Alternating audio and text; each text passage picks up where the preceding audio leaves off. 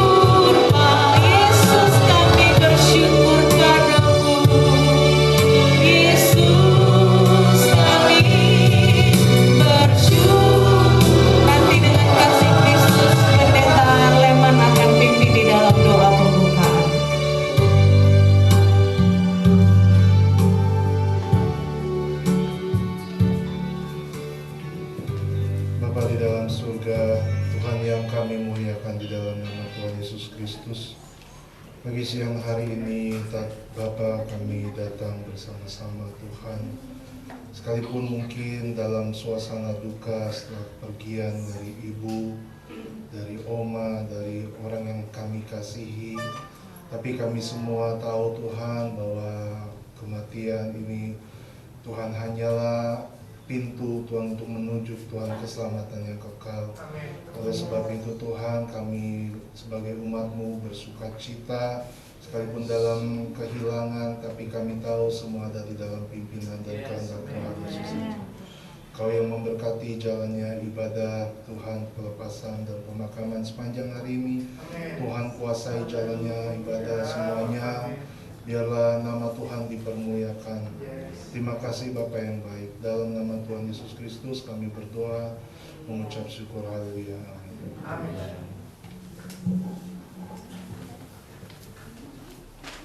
Silakan duduk. Saya akan memanggil jemaat dari GPDI Siloam.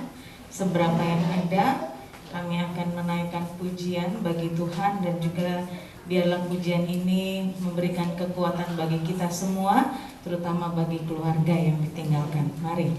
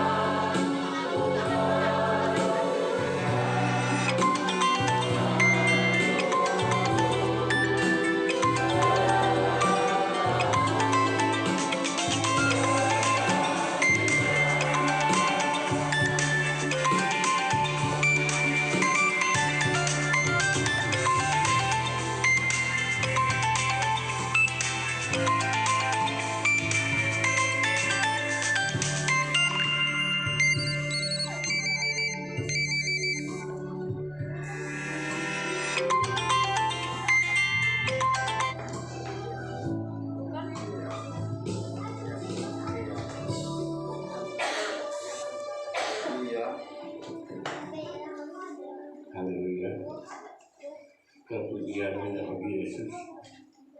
Kebaikan Allah sudah kami rasakan ya Tuhan. Kau sungguh luar biasa bagi kami. Di semua itu Tuhan, Engkau senantiasa memimpin, menuntun kami dalam setiap langkah-langkah kami. Sehingga keberadaan kami pada saat ini, meskipun kami kehilangan seorang yang telah Kau kasihi Tuhan. Terima kasih Tuhan. Kami yakin dan percaya hamba-Mu sekarang ada di pangkuan-Mu. Engkau memelihara dan mengasihinya. Bila keluarga ditinggalkan boleh mendapat kekuatan baru dari Tuhan. Itu dengan setia, percaya bahwa kami semua juga akan menyusul ke sana. Tapi sesuai dengan waktu dan kehendak daripada Allah saja. Kami hanya bersyukur kepadamu semua kebaikan Allah, kasih-Nya dan anugerah-Nya juga luar biasa bagi kami. Kalau kami sudah memuji Engkau, kalau kami sudah memuliakan nama-Mu, tiba saatnya kami juga ingin mendapat pesan dari firman-Mu untuk mendapat kekuatan baru dari Kristus. Bahwa hidup yang kami jalani, hidup karena kami percaya kepada Tuhan. Apa yang kami rasakan dan kami lihat, semuanya adalah sementara. Tapi kasih Tuhan telah menjangkau kami, telah memampukan kami, meskipun dalam kedukaan dan kesedihan, Tuhan tidak pernah meninggalkan kami. Tuhan tidak pernah membiarkan kami sendiri, karena Dia tahu persis kemampuan kami tidak seberapa. Itu sebabnya Tuhan, biarlah hamba-Mu menyampaikan firman-Nya bagi kami, sehingga firman itu menjadi bekal juga bagi kami. Amen. Untuk melangkah dengan pasti bahwa hari depan kami ada di dalam tangan Tuhan.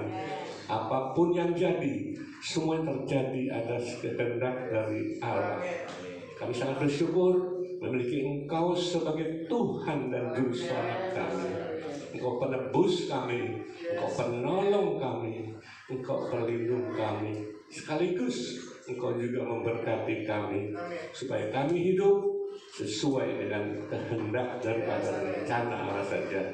Itu sebabnya pimpin langkah-langkah kami senantiasa Tuhan, agar kami berjalan bersama dengan Engkau, Engkau berjalan bersama dengan kami. Urapi hamba-Mu, urapi kami semua Tuhan. Kami rindu akan firman-Mu, kami rindu akan kasih-Mu. Kami sambut firman-Mu dengan ucapan syukur, hanya di dalam nama Tuhan Yesus Kristus. Haleluya, amin. Haleluya, puji Tuhan. Tadi di dalam doa disebutkan bahwa kita akan mendengarkan pesan dari Tuhan. Apakah saudara percaya bahwa firman Tuhan itu adalah pesan dari Allah sendiri? Amin. Haleluya, puji Tuhan. Mari sama-sama kita buka pembacaan firman Tuhan di dalam Filipi, suratan Filipi pasal yang pertama, mulai ayat yang ke-21. Filipi 1 mulai ayat 21 sampai ayat yang ke-22. Yang sudah mendapatkan ayat firman Tuhan ini, mari kita baca bersama-sama. 2, 3. Karena bagiku hidup adalah Kristus dan mati adalah keuntungan.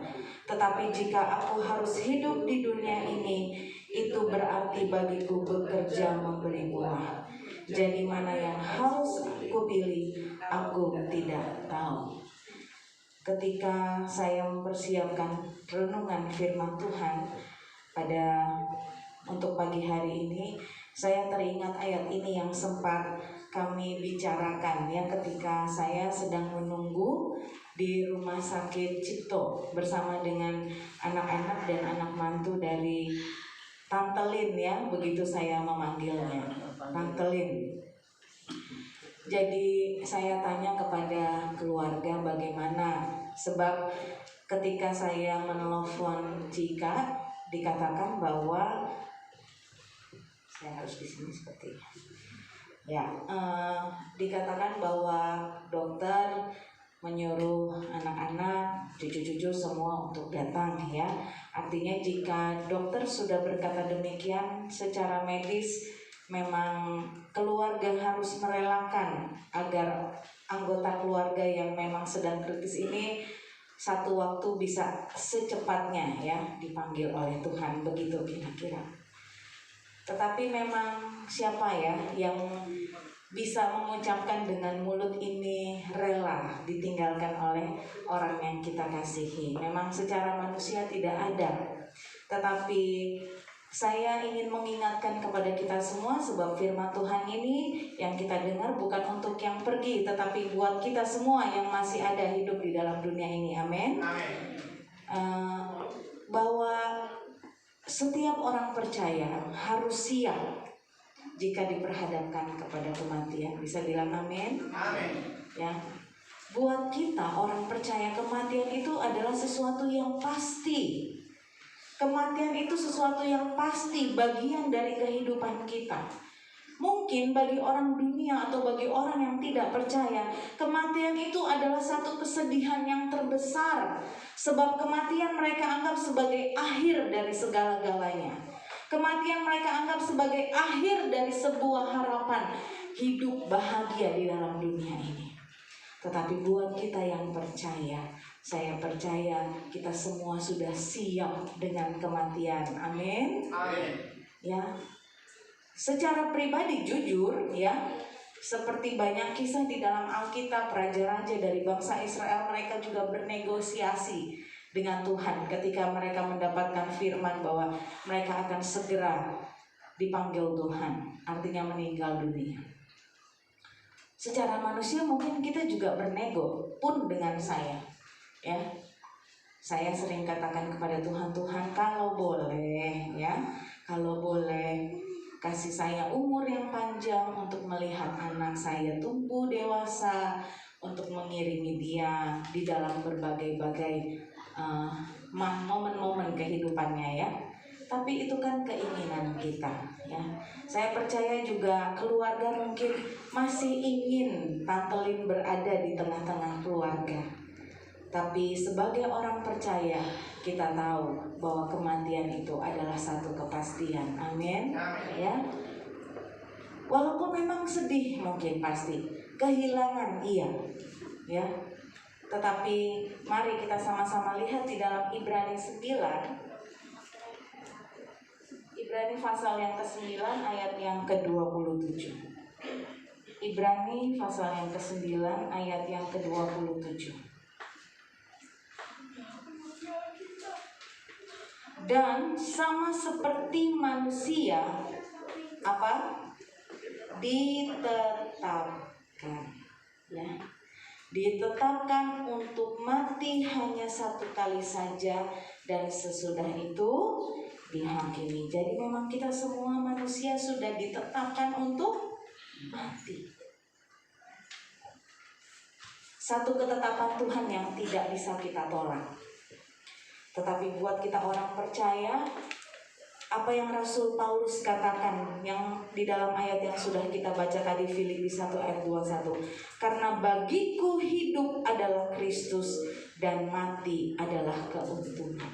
Seperti yang saya katakan, mengapa kematian adalah sebuah keuntungan bagi Rasul Paulus. Di mana kematian itu selalu mendatangkan duka cita, di mana kematian itu selalu mendatangkan satu kehilangan yang sangat besar, baik bagi orang yang percaya maupun yang tidak percaya. Tetapi saya mau ingatkan kepada diri saya sendiri dan kepada kita semua yang hadir pada pagi hari ini, bahwa apa yang Rasul Paulus katakan bahwa hidup adalah Kristus dan mati adalah keuntungan, merupakan bukti penyangkalan diri Paulus karena ketaatannya akan panggilannya. Haleluya ya. Membuktikan satu penyerahan diri, bahwa Paulus benar-benar setia kepada Kristus. Sehingga kalau kita lihat kepada kata keuntungan yang Paulus katakan, di dalam bahasa Yunani dituliskan dengan kata kerdos. satu keuntungan yang didapat dari pertukaran iman. Artinya apa? Kita tahu Rasul Paulus dulu bukan orang percaya. Kita tahu dulu Rasul Paulus tidak mengenal Kristus. Tetapi ketika dia menerima panggilannya, ketika dia menjadi orang percaya, ketika dia menjadi orang beriman, maka dia dapat berkata, mati adalah keuntungan. Sebab apa? Sebab dia tahu. Karena iman yang sudah diberikan Tuhan, kita tahu bahwa iman itu bukanlah hasil kerja keras kita. Iman itu bukanlah sesuatu yang kita usahakan untuk kita dapatkan, tetapi iman itu adalah anugerah Tuhan. Jadi kalau Tante Lin dipanggil Tuhan sebagai orang beriman, sudah pasti kematian Tante Lin adalah sebuah keuntungan. Bisa bilang amin? Ya. Dan pun bagi kita semua, ketika kita satu saat nanti dipanggil Tuhan, kematian bukan sesuatu yang menakutkan bagi kita. Saya ingat bagaimana beberapa tahun yang lalu di mana ayah mertua saya dipanggil Tuhan. Kami sedih, kami kehilangan, tetapi kami menangis bukan karena ketakutan, karena kami tahu kemana dia akan pergi.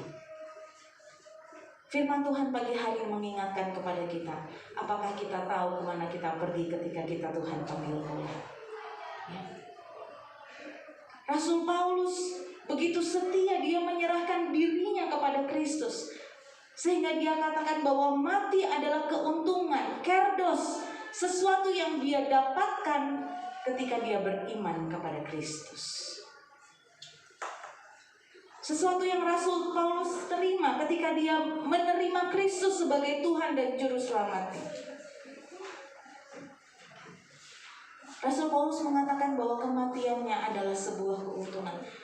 Sebagaimana kita tahu di dalam surat-suratan Rasul Paulus sangat rindu untuk menerima persekutuan, untuk menjadi sama seperti Kristus, untuk ada bersama-sama dengan Kristus. Tetapi bagi Rasul Paulus, keuntungannya di dalam kematiannya adalah ketika kematian Rasul Paulus dapat memuliakan Kristus. Ketika saya membaca ayat-ayat firman Tuhan ini, saya bertanya kepada diri saya sendiri, apakah ketika suatu saat nanti Tuhan panggil saya, kematian saya itu memuliakan Kristus? Ya. Rasul Paulus katakan bahwa kematiannya adalah keuntungan, sebab karena dengan kematiannya Kristus dipermuliakan. Sebagai umat-umat Tuhan, kita harus hidup sebagaimana Kristus hidup. Kita harus hidup sebagaimana firman Tuhan ajarkan kepada kita, supaya ketika kita Tuhan panggil nanti, kematian kita mendatangkan kemuliaan bagi Tuhan. Amin. Dan perkataan Rasul Paulus ini mampu menginspirasi jemaat yang ada di Filipi.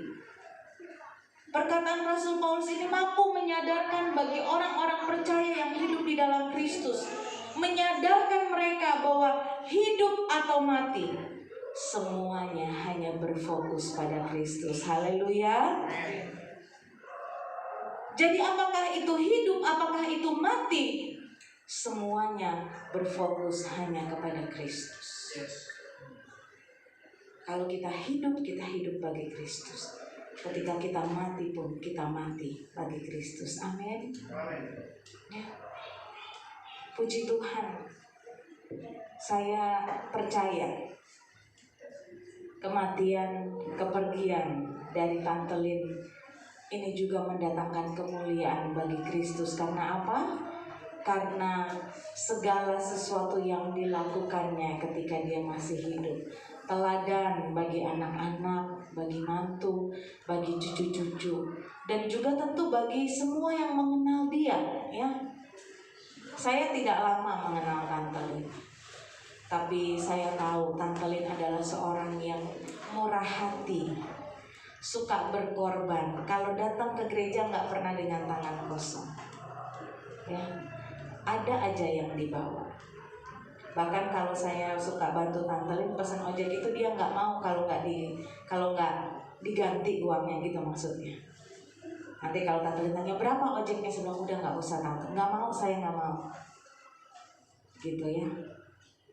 Seorang yang murah hati, seorang yang tahu berkorban untuk pekerjaan Tuhan.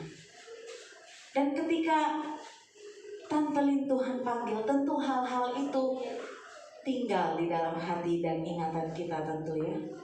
Saya ingat Cien katakan, ya karena mungkin sebagai seorang anak tentu masih rindu ya, ibu masih ada di tengah-tengah mereka. Ibu Yen katakan, ya mungkin mama saya kalau hidup memang sudah tidak bisa melayani untuk beraktivitas yang bagaimana gitu. Tapi dengan apa yang Tante Lin miliki, dia juga dapat memberikan kontribusi untuk pekerjaan Tuhan. Itu saya aminkan, sebab memang itu yang saya lihat. Dan dengan apa yang Tante Lin kerjakan selama dia hidup, kematiannya memuliakan nama Tuhan. Ya, bagaimana Rasul Paulus mengingatkan kepada kita semua, mengingatkan kepada jemaat yang di Filipi, supaya kita bisa melihat realitas kehidupan ini dengan siap gitu. Ada banyak orang kalau ditanya tentang kematian ngambang jawabannya. Ya pokoknya gitu deh. Ya nggak tahu deh. Ya nggak tahu lah. Tidak bagi kita orang-orang yang percaya, amin. Kematian adalah satu kepastian. Hidup atau mati, fokus kita hanya Kristus. Kematian kita harus mendatangkan kemuliaan bagi Tuhan dengan apa yang kita lakukan semasa kita hidup.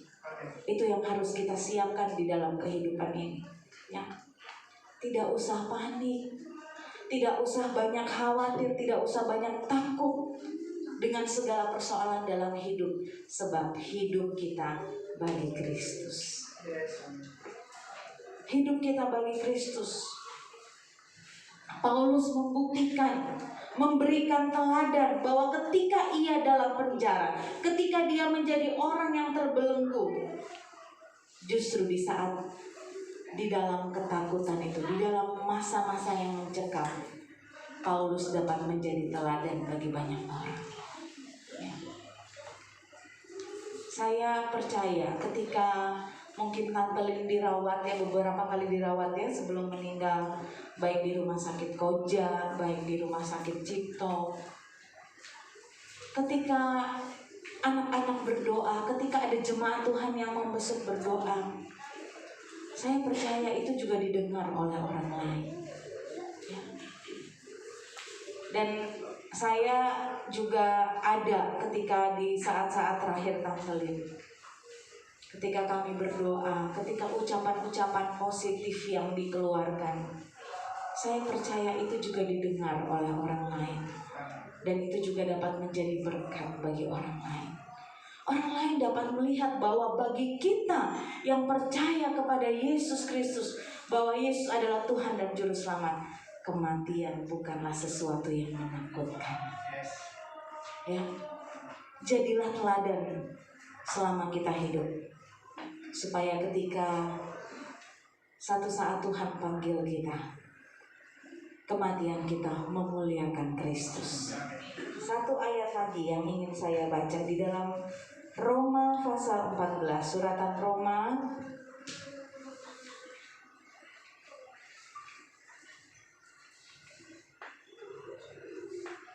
pasal yang ke-14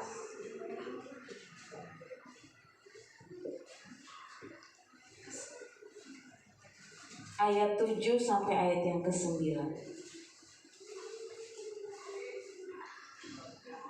Roma 14 ayat 7 sampai ayat yang 9. Sebab tidak ada seorang pun di antara kita yang hidup untuk dirinya sendiri, dan tidak ada seorang pun yang mati untuk dirinya sendiri. Sebab jika kita hidup untuk siapa? Dan jika kita mati, kita mati untuk siapa? Jadi baik hidup atau mati, kita adalah milik Tuhan. Bisa katakan amin?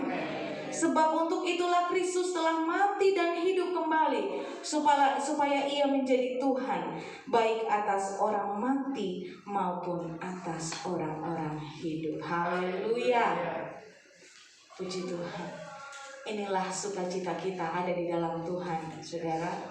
Inilah sukacita kita hidup sebagai orang-orang percaya yang sudah menerima Kristus sebagai Tuhan dan Juru Selamat. Bahwa kita juga harus diingatkan kita tidak hidup untuk diri kita sendiri. Pun ketika kita mati, kita bukan mati untuk diri kita sendiri. Banyak orang pengen mati, ya. Mereka pikir mereka mati untuk dirinya sendiri, jadi tidak peduli dengan orang lain. Itu tidak sesuai dengan firman Tuhan. Baik hidup maupun mati, kita tidak sendiri. Ada orang-orang yang melihat, yang akan menjadikan hidup kita ini contoh. Contoh itu bisa contoh baik maupun contoh buruk. Pertanyaannya kepada kita pada pagi hari ini, sudahkah kita memaknai hidup kita ini untuk Tuhan? Bagaimana dengan kematian kita nanti? Apa Tuhan, apakah Kristus dimuliakan ketika kita mati nanti? Ya. Kalau kita mau memuliakan Kristus dengan kematian kita, ingat, hiduplah sebagaimana Kristus hidup. Hidup untuk memberi buah, itu yang Rasul Paulus katakan. Karena kita tidak hidup untuk diri kita sendiri, tetapi kita juga hidup untuk orang lain. Terlebih utama kita hidup untuk Tuhan. Haleluya. Saya tidak panjangkan firman. Saya undang kita semua bangkit berdiri.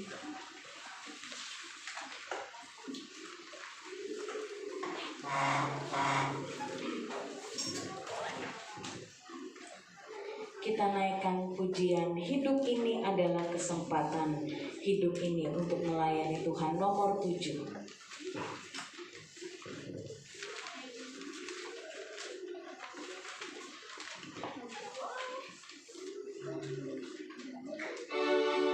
Hidup ini adalah kesempatan, hidup ini untuk melayani Tuhan. Jangan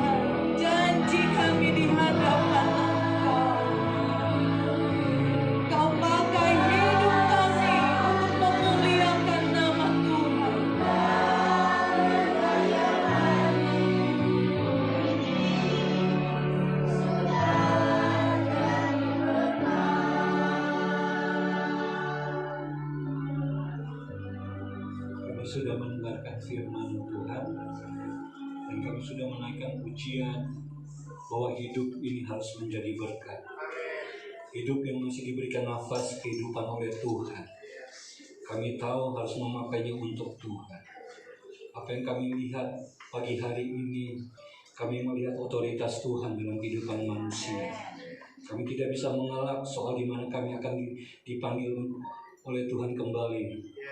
Tapi kami boleh melihat bagaimana kami akan melakukan hidup kami ini untuk Tuhan. Terima kasih untuk pemberitaan firman-Mu. Kami percaya firman yang baik ditaburkan dalam kehidupan kami, khususnya berkeluarga yang berduka, memberikan kekuatan, mendatangkan sukacita. Ada namanya perpisahan, tapi kami percaya ada namanya juga pertemuan kembali di suatu saat nanti di dalam surga mulia yang Kau telah sediakan untuk kami, Tuhan. Terima kasih, Tuhan. Terima kasih untuk rangkaian dari awal sampai akhirnya. Terima kasih untuk berkat firman-Mu sekali lagi, Tuhan. Dan Tuhan juga menolong setiap perjalanan kami menuju tempat pemakaman. Tuhan tolong sertai, jaga, lindungi, tibakan dengan selamat. Tuhan berikan cuaca yang baik sehingga kami dapat melaksanakan ibadah pemakaman dengan baik. Juga Tuhan tolong tetap berikan penghiburan untuk keluarga yang berduka dan kami semua yang mengenal almarhumah Tante Lydia. Dan kami percaya seseorang yang baik dalam perjalanan hidupnya. Kami tahu akan di mana langkah terakhir kehidupannya, Tuhan. Terima kasih, Tuhan. Kami akan mengakhiri ibadah pelepasan pada pagi hari ini dengan mengucap syukur. Di dalam nama Tuhan Yesus kami telah berdoa. Haleluya. Amin.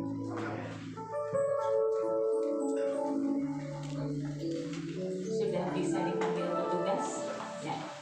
Baik. Mungkin kursi-kursi bisa tolong disingkirkan. Ya.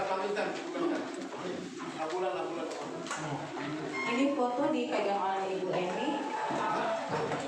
Iya.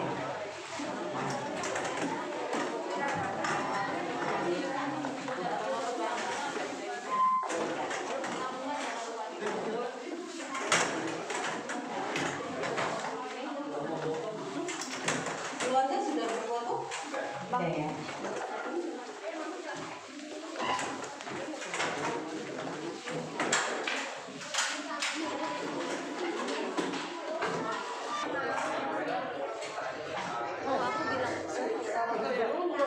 Oh iya, sudah semuanya saya. Apa adanya. Jadi Tuhan sudah menembak saya. Begitu ya? Iya.